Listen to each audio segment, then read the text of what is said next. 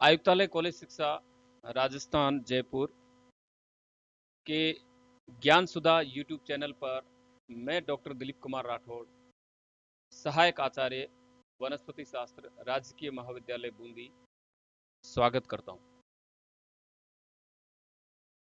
साथियों, यह चैनल प्रतियोगिता परीक्षाओं की तैयारी हेतु बनाया गया है और इसमें प्रतियोगी परीक्षाएं जो विषय से संबंधित है उस पर वीडियो बनाए जा रहे हैं और आपकी सहायता के लिए हम इसको प्रतियोगी परीक्षाओं के हिसाब से ही इसको हम आपके समक्ष रख रहे हैं।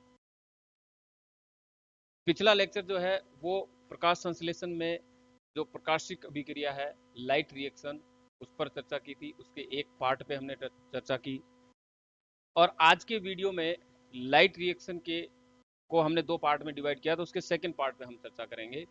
ये पार्ट हमने डिवाइड किए हैं, इसको थोड़ा सा इलोबरेट स्टडी के हिसाब से, थोड़ा सा विस्तृत और इम्पोर्टेंट क्वेश्चंस जो है वो इसमें से बनते हैं, इसलिए इसको दो पार्ट में डिवाइड किया है।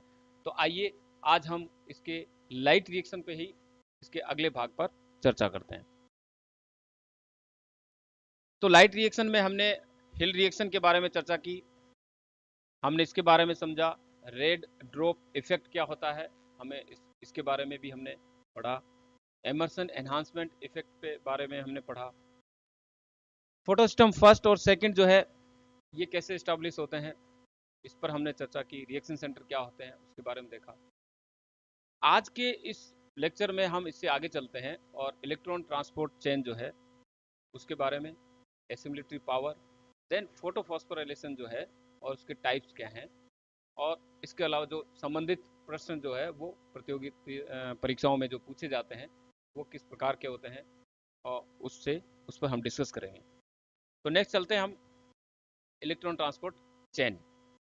जैसा कि हम जानते हैं कि प्रकाश संश्लेषण की अभिक्रिया क्लोरोप्लास्ट के थाइलेकोइड की मेम्ब्रेन में होती है।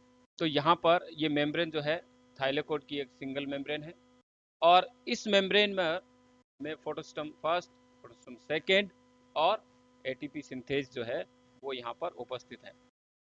तो इनमें जब वाटर का ऑक्सीडेशन होता है, फोटोसिंथेसिस को हम जानते हैं कि एक रिडॉक्स रिएक्शन है, इसमें ऑक्सीडेशन भी होता है और इसमें रिडक्शन भी होता है। ऑक्सीडेशन होता है वो वाटर का होता है, रिडक्शन होता है वो कार्बन डाइऑक्साइड का होता है। ऑक्सीडेशन लाइट रिएक्शन में होता है और रिडक्शन जो है डार्क रिएक्शन में होता है। बहुत सारे डिफरेंसेज है लोकेलिटी के हिसाब से, उसकी स्ट्रक्चर के हिसाब से, कौन कौन से कंपोनेंट इन्वॉल्व होते हैं, इन सब का हमें बहुत बारीकी से अध्ययन करना होता है।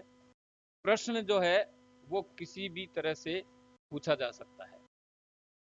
तो इसमें इलेक्ट्रॉन ट्रांसपोर्ट चेन जो है वो बहुत महत्वपूर्ण है। कौन सा घटक, कौन सा प्रोटीन जो है वो किस, उसका अरेंजमेंट क्या है, इस पर भी प्रश्न आते हैं और पूछे भी गए हैं। तो अब हम बात कर रहे हैं कि थाइलेकोइड की मेम्ब्रेन में जब वाटर का ऑक्सीडेशन होता है, यहां पर ये वाटर का मॉलिक्यूल, और ये अंदर की तरफ, क्योंकि यहाँ पे अंदर की तरफ एरिया जो है वो थाइलेकोइड ल्यूमन का है और बाहर का जो एरिया है वो कौन सा हुआ, क्लोरोप्लास्ट के स्ट्रोमा का है।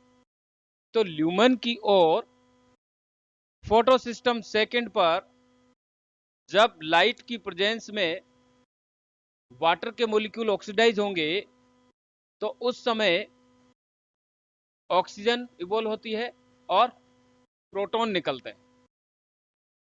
ऑक्सीजन एंड प्रोटॉन ये निकलते हैं। अब इलेक्ट्रॉन जो है वो ये आगे की तरफ मूव कर जाएंगे। अब इस इलेक्ट्रॉन का पाथवे जो है वो हमें देखना है। ये इलेक्ट्रॉन आगे क्यू प्रोटीन में जाते हैं। तो जब जहां फोटोसिस्टम सेकेंड है उसका रिएक्शन सेंटर जो है वो P680 है। ध्यान रखना, फोटोसिस्टम सेकेंड का रिएक्शन सेंटर P680 है और इसी फोटोसिस्टम सेकेंड पर ही वाटर का ऑक्सीडेशन होता है, यहीं पर ऑक्सीजन इवोल्व होती है। और यहाँ पे एक कॉम्प्लेक्स है जिसे हमने पहले डिस्कस किया था, ऑक्सीजन इवॉल्विंग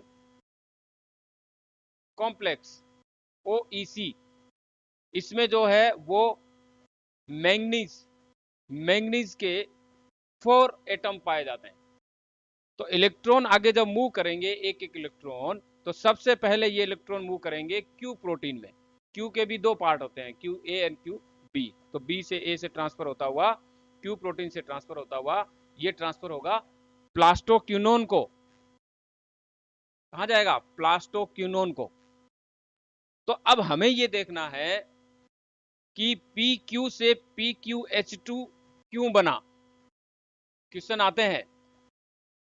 प्लास्टोक्यूनोन की यदि हम बात करते हैं तो ये एक मोबाइल प्रोटीन है जो इस थाइलेकोइड मेम्ब्रेन में बाहर स्ट्रोमा से लेकर के और ल्यूमन की एंड की तरफ पूरी तरफ मूव करता है। ये ऊपर से लेके नीचे मेम्ब्रेन ल्यूमन की तरफ पूरे में मूव करता है।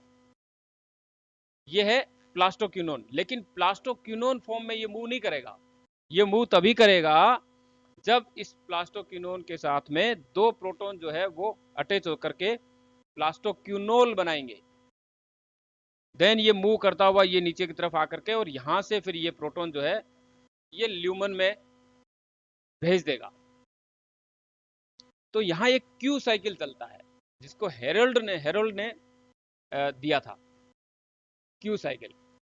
इसको यदि अलग से आप डिस्कस करोगे तो अभी आप पढ़ना, इसमें हम देख सकते हैं कि क्यूनोन जो होता है प्लास्टोक्यूनोन, वो 2 इलेक्ट्रॉन जो है, एक इलेक्ट्रॉन ऑलरेडी इसके पास होता है, एक इलेक्ट्रॉन यहाँ से पी फोटोसिस्टम सेकंड से ट्रांसफर होता है।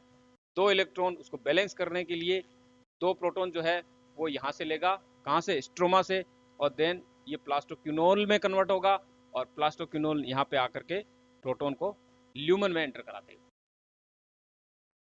अब यहां से इलेक्ट्रॉन जो है वो मूव करेगा इस साइटोक्रोम B6F कॉम्प्लेक्स में, जहां हम साइटोक्रोम की बात कर रहे हैं।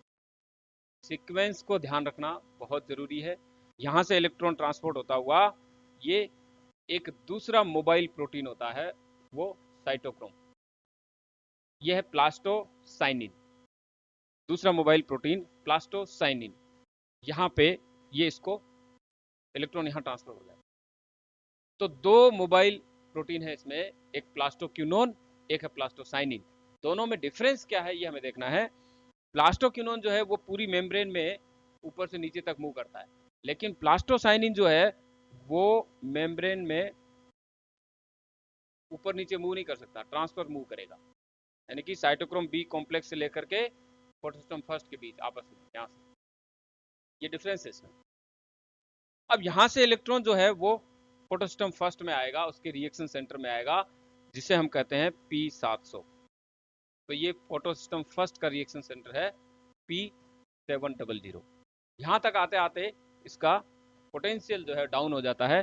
देन अगेन 680 एंड अबो की लाइट जो है वो एब्जॉर्ब करने पर ये एक्साइटेड फॉर्म में आएगा, और एक्साइटेड फॉर्म में आने के बाद में यहाँ पर फेरोडोक्सिन यदि अवेलेबल है तो यहाँ पर एक एंजाइम होता है, वो फेरोडोक्सिन रिडक्टेज एंजाइम जिसे हम कहते हैं, नाइट्रेट रिडक्टेज एंजाइम।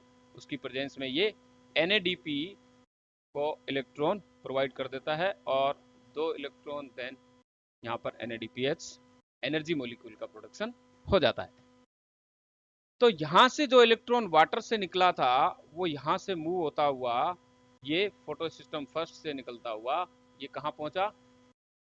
इस एनर्जी मॉलिक्यूल का निर्माण किया, NADPH का। अब यहां NADPH एनर्जी मॉलिक्यूल बन रहा है, तो हम बात करते हैं कि यहाँ ATP भी बनते हैं। वो कहां बने? तो आगे हम जब फोटोफॉस्फोराइलेशन की बात करेंगे तो वहां पर ADP के साथ एक इनऑर्गेनिक फॉस्फेट जुड़ता है, देन फॉस्फोराइलेशन होता है और एक ट्राइफॉस्फेट न्यूक्लियोटाइड का निर्माण करता है, और वो एडिनोसिन ट्राइफॉस्फेट बनता है, और वो जो है इसी कॉम्प्लेक्स के दौरान बनता है। लेकिन वो जो ATP बनते हैं वो ATP सबस्ट्रेट बेस्ड रिएक्शन पे बनते हैं, इसे कहते हैं सबस्ट्रेट लेवल फॉस्फोराइलेशन। तो ATP का फॉर्मेशन भी 2 तरीके से होता है और ये हमें ध्यान रखना है। ATP का फॉर्मेशन भी दो तरीके से होता है और ये हमें बहुत महत्वपूर्ण है, क्योंकि एक तो एटीपी बन रहे हैं वो इस फोटोफॉस्फोराइलेशन प्रोसेस के थ्रू बन रहे हैं और इस साइक्लिक और नॉन साइक्लिक प्रोसेस में बनेंगे। ये होते हैं सबस्ट्रेट लेवल फोटोफॉस्फोराइलेशन, इसकी भी बात करेंगे। और दूसरा एटीपी बनता है वो एटीपी सिंथेज एंजाइम के थ्रू बनते हैं। ये बनते हैं कि इस प्रोटॉन के ग्रेडियंट के थ्रू, कि ल्यूमन में प्रोटॉन की कॉन्सेंट्रेशन ज्यादा होते ही ये यहाँ पर प्लस प्लस प्लस अंदर की तरफ डेवलप हो जाएगा, पूरा ग्रेडियंट इलेक्ट्रोकेमिकल ग्रेडियंट बनता है। और स्ट्रोमा साइड में यहाँ पर नेगेटिव साइन आ जाता है, माइनस माइनस माइनस। तो एक ऐसा ग्रेडियंट क्रिएट हो जाता है जिसकी वजह से प्रोटॉन मूव करते हैं और यहाँ पर एडीपी का फॉस्फोराइलेशन होता है और ये एटीपी बनते हैं। ये एटीपी इलेक्ट्रोकेमिकल ग्रेडियंट या प्रोटॉन मोटिव फोर्स जिसे हम कहते हैं PMF, ये एक फोर्स डेवलप होता है। तो एटीपी सिंथेज के थ्रू, ये हमें ध्यान रखना है। तो ये तो है ये इलेक्ट्रॉन ट्रांसपोर्ट होने का पूरा प्रोसेस जो आपने इस डायग्राम के माध्यम से देखा। अब हम एक वीडियो देखते हैं और इस वीडियो में हम ये देखेंगे कि कैसे एक एनिमेशन के द्वारा इस इलेक्ट्रॉन ट्रांसपोर्ट चेन को दर्शाया गया है। हम इसको ध्यान से देखेंगे तो हमारे दिमाग में एक इमेज जो है वो सेटअप हो जाएगी कि कैसे इलेक्ट्रॉन और प्रोटॉन जो है वो आपस में मूव करते हैं, देन एटीपी का सिंथेसिस होता है और ये ईटीसी में कैसे ट्रांसफर होते हैं। देखिए पहले इस वीडियो को, उसके बाद हम आगे चर्चा करते हैं।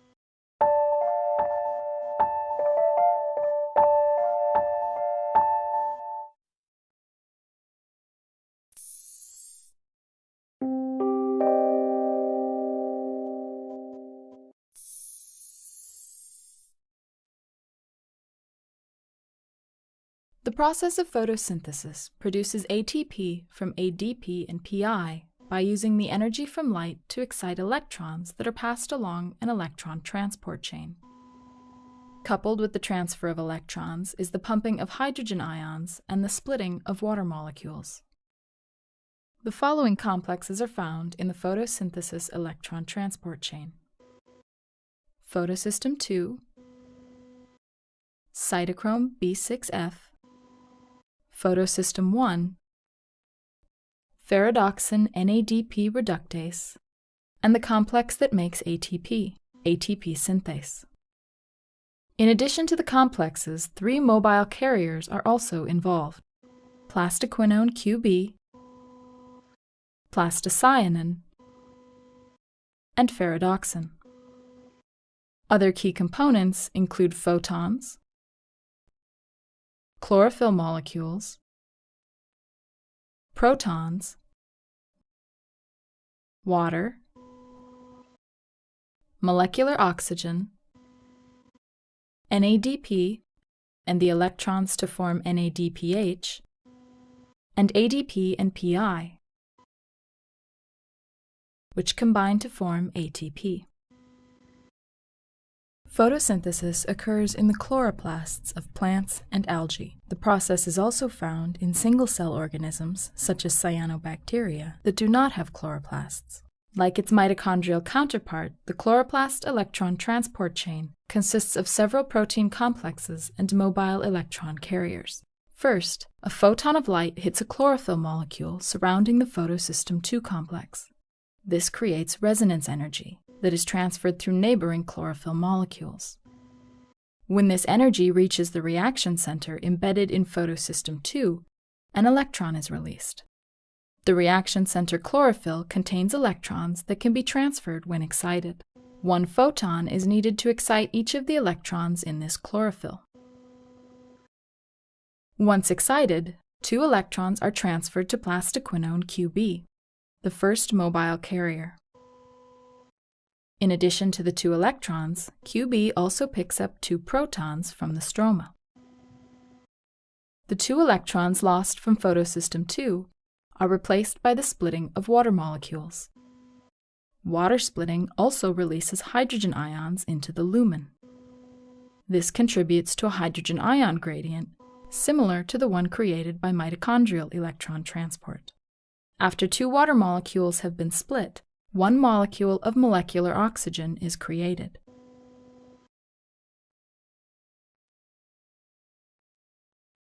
Plastoquinone QB then transfers the 2 electrons to the cytochrome B6F complex. The 2 protons it picked up are released into the lumen. These transfers are coupled with the pumping of 2 more hydrogen ions into the lumen space by cytochrome B6F. The electrons are next transferred to plastocyanin, another mobile carrier. Next, the electrons are transferred from plastocyanin to the photosystem 1 complex. It is here that photons again energize each electron and propel their transfer to ferredoxin. Ferredoxin then transfers the electrons to the ferredoxin NADP reductase, also known as FNR. After 2 electrons are transferred to FNR, NADPH is made by adding the 2 electrons and a hydrogen ion to NADP. The gradient created by the electron transport chain is utilized by ATP synthase to create ATP from ADP and PI. This is similar to the way ATP is synthesized in the mitochondria. ATP, NADPH, and molecular oxygen are the final vital products of photosynthesis.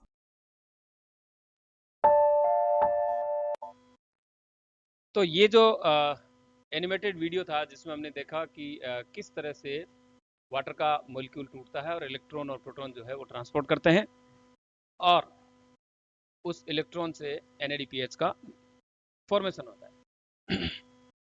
अब हम चलते हैं second part पे, photophosphorylation पे। Photo यानी light, back चलते हैं। और लाइट की प्रेजेंस में फॉस्फोराइलेशन होना, तो आर्नन और उन्होंने डेनियल आर्नन एंड उनके साथियों ने एटीपी का, एटीपी यहाँ पे नहीं है, ये एडीपी है, और adenine diphosphate, adenine diphosphate ADP, उसके साथ एक इनऑर्गेनिक फॉस्फेट और लाइट की प्रेजेंस में यहाँ पे एडिनोसिन ट्राइफॉस्फेट का निर्माण होता है और यही फॉस्फोराइलेशन यानी कि इनऑर्गेनिक फॉस्फेट का डाई पे जुड़ना, फॉस्फोराइलेशन, वो भी लाइट की प्रेजेंस में, ये फोटोफॉस्फोराइलेशन कहलाता है।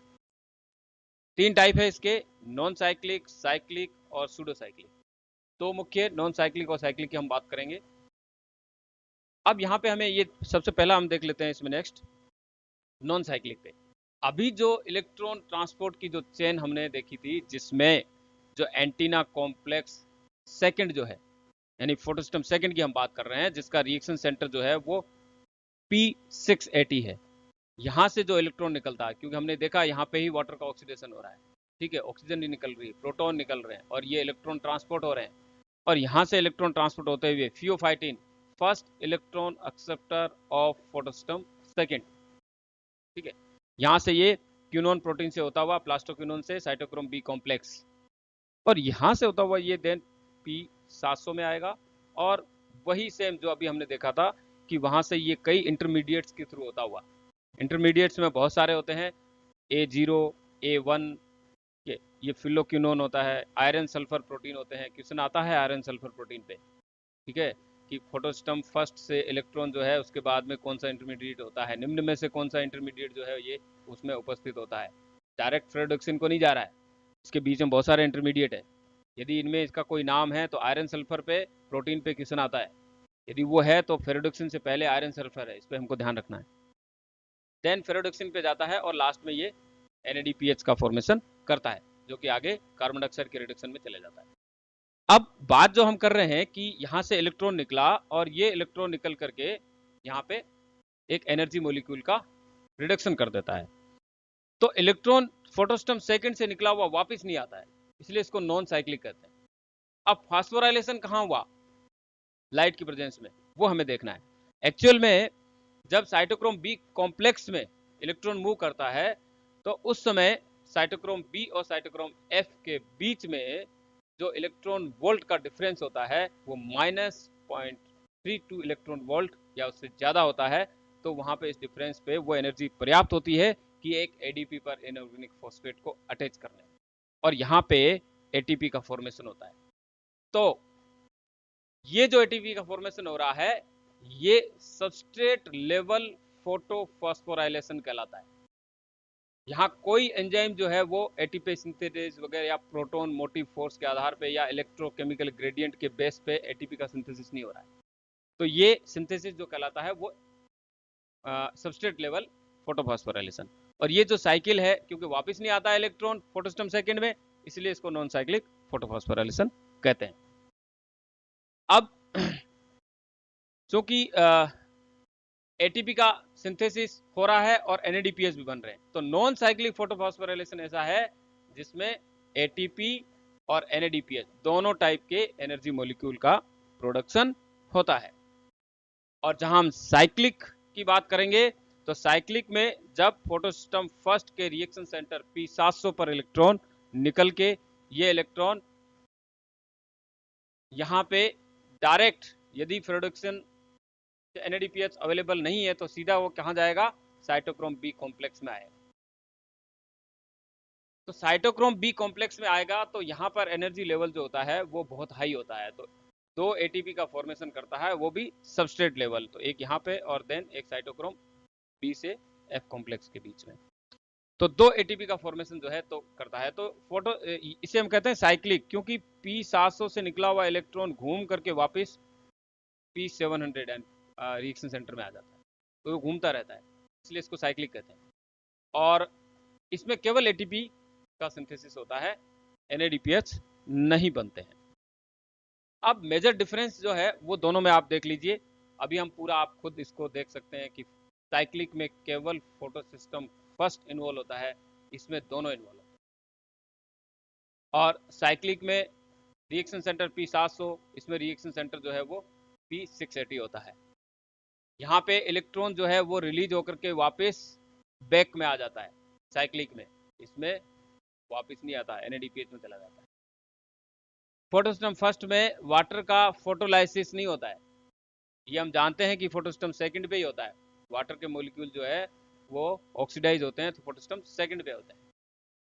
केवल एटीपी सिंथेसाइज होते हैं, ये हम डिस्कस कर चुके हैं। तो यहाँ पर एटीपी के साथ में एनएडीपीएच भी सिंथेसाइज होते हैं, दोनों टाइप के बनते हैं सेकंड में। नेक्स्ट ये है कि साइक्लिक में फोटोफॉस्फोराइलेशन दो जगह होता है, वो हमने बता दिया आपको कि वो प्रोडक्शन से जब साइटोक्रोम बी कॉम्प्लेक्स में आएगा वहां पे, और वहाँ साइटोक्रोम बी से लेके एफ के बीच में दो जगह होता है। और यहाँ पे केवल एक जगह ही होता है, साइटोक्रोम बी से 6। यहाँ किसी भी प्रकार की कोई एक्सटर्नल इलेक्ट्रॉन डोनर नहीं है, यहाँ जरूरत भी नहीं पड़ती साइक्लिक में। लेकिन यहाँ पे यदि ऑक्सीजनिक फोटोसिंथेटिक ऑर्गेनिज्म की बात करेंगे तो वाटर की आवश्यकता होती है, और यदि नॉन ऑक्सीजनिक फोटोसिंथेटिक ऑर्गेनिज्म की बात करेंगे तो बैक्टीरिया वगैरह जो होते हैं, तो वहां पर H2S जो होता है वो इलेक्ट्रॉन डोनर का कार्य करता है। फर्स्ट जो होता है वो not sensitive to dichloro dimethyl urea, DCMU जो है वो इसको ब्रेक डाउन करती है फोटोसिंथेसिस रिएक्शन को। तो यहाँ पर ये सेंसिटिव नहीं होती है फर्स्ट रिएक्शन, सेकंड को करता है। तो DCMU जो होता है ये इनहिबिट करता है इलेक्ट्रॉन ट्रांसपोर्ट चेन को। तो इनहिबिशन जो है वो इसका साइटोक्रोम बी सी कॉम्प्लेक्स जो होता है वहां पे इलेक्ट्रॉन को ये रोक देता है। इसलिए जो जितने भी ये खरपतवार वगैरह बनते हैं तो उसमें ये जैसे ये DCMU यूज किया जाता है, तो ये इलेक्ट्रॉन ट्रांसपोर्ट चेन को ब्रेक करता है और जिससे वो नष्ट हो जाती है। अब कुछ क्वेश्चन है वो हम देख लेते हैं जल्दी जल्दी। जैसे which is not true, question ये पूछ रहा है कौन सा सही नहीं है, about the light reaction of photosynthesis, प्रकाश संश्लेषण की प्रकाशिक अभिक्रिया के बारे में निम्न में से कौन सा सही नहीं है। ठीक है, तो पहला ऑप्शन कह रहा है कि NADPH is not produced in cyclic electron transport in light reaction, तो वहां नहीं बनता है। तो ये तो बिल्कुल सही ऑप्शन हो गया। यहाँ पूछ रहा है जो सही नहीं है, पहला नहीं हुआ। The flow of electron from water to NADPH in non cyclic electron transport produce 1 ATP, ये भी सही है, एक ही ATP बनता है। ठीक है, reaction of the two photo system are needed for the reduction of NADPH, कि दो जो फोटो सिस्टम की जो रिएक्शन है उसमें क्या किसकी आवश्यकता होती है, रिडक्शन ऑफ NADPH की। बिल्कुल, NADPH में दोनों फोटो सिस्टम की आवश्यकता होती है। सेकंड और फर्स्ट दोनों इन्वॉल्व होंगे तभी नॉन साइक्लिक होगा। लास्ट ये कह रहा है कि फोटोसिस्टम इसका रिएक्शन सेंटर P680 और P700 are the reaction centres of photosystem first and second respectively. तो फर्स्ट का P680 नहीं है, फर्स्ट का रिएक्शन सेंटर क्या है P700 है। तो ये चौथा option for evolution of one molecule of oxygen in photosynthesis. Oxygen के एक मॉलिक्यूल की उत्पत्ति के लिए कितने फोटोन की आवश्यकता होती है। यहाँ पे एक थोड़ी सी मैथमेटिकल कैलकुलेशन यदि हम देख ले और एग्जैक्ट ध्यान रखें, ये हमेशा दिमाग में रखना है कि एक जो फोटोन होता है, एक फोटोन वो उत्सर्जित करता है एक, इसको ढंग से इसको लिख देता हूं ताकि समझ में आ जाए।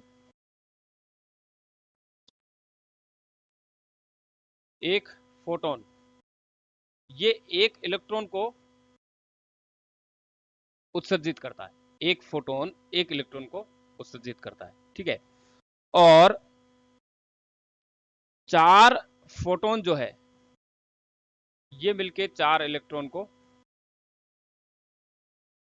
के बराबर हो गए, इसको उत्सर्जित करेगा, ठीक है। तो अब यहां कह रहा है कि number of photon needed evolution of one molecule of oxygen, oxygen के एक मॉलिक्यूल के लिए। तो 4 इलेक्ट्रॉन जो होते हैं वो ऑक्सीजन के हाफ ऑक्सीजन, यानी कि वाटर के 2 मॉलिक्यूल, यानी कि 4 प्रोटॉन के बराबर हो गया। तो एक ऑक्सीजन का पूरे मॉलिक्यूल के लिए कितने फोटोन हो गए, उसके लिए इलेक्ट्रॉन कितने चाहिए, 8 इलेक्ट्रॉन चाहिए। कितने इलेक्ट्रॉन, 8 इलेक्ट्रॉन। इसका मतलब हमारे पास फोटोन कितने होने चाहिए, 8 फोटोन होने। तो यहाँ राइट आंसर जो है 8 होगा। ये हमको ध्यान रखना है, ये क्वेश्चन कई बार पूछा जाता है ना। इसको यूं समझे कि वाटर का जो एक मॉलिक्यूल होता है, यहाँ पे हम बात करेंगे तो उसमें एक ऑक्सीजन है, तो 4 इलेक्ट्रॉन चाहिए होते हैं इसमें। नेक्स्ट जो है ये सीक्वेंस पूछ रहा है, correct path of electron in photosystem second. तो यहाँ पे हमें ये देखना है कि कौन सा करेक्ट पाथ है। ये हम जानते हैं कि फोटोसिस्टम सेकंड से इलेक्ट्रॉन निकलता है, तो P680 से लिख लेगा, तो ये चौथा ऑप्शन तो वैसे भी आपका गलत हो गया, ठीक है। अब इन 3 में से आपको देखना है, तो पहला कि इलेक्ट्रॉन उसके बाद क्यूनोन प्रोटीन के पास जाता है, देन प्लास्टोक्यूनोन के पास जाता है, ठीक है। यहाँ पे प्लास्टोसाइनिन है, तो ये आपका वैसे गलत हो गया, ठीक है। तो अब 2 ऑप्शन बच गए, फर्स्ट और थर्ड। फर्स्ट में यहाँ पे प्लास्टोक्यूनोन पहले बता रखा है, देन क्यूनोन बता रखा है, ऐसा नहीं होता है, पहले क्यूनोन के पास जाएगा देन उसके बाद। तो तीसरा ऑप्शन जो है वो आपका यहाँ सही होता है। तो ऐसे क्वेश्चन आते हैं, ये आपको हमको ध्यान रखना है, सीक्वेंस उसकी पूरी। Thank you very much.